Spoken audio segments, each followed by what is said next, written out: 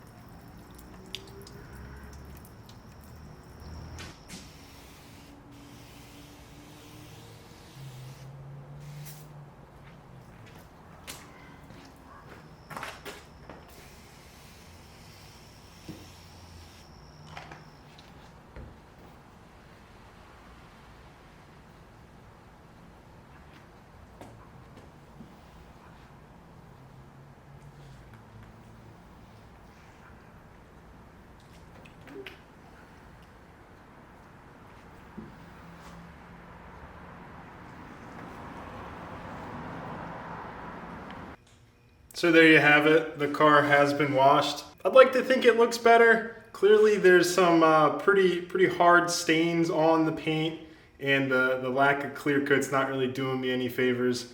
I think if the car stayed continuously wet, it'd be a pretty good looker. Right now it's more of like a 20-footer. Didn't get around to using the interior detailer. I have a lot more kind of crud in there that probably needs to get vacuumed first before doing anything on the interior. Overall, I like the products. It was a nice little gift to be included with the Car Club membership. So now I'm looking forward to actually using these on something with better paint to see how much more of a difference it can make.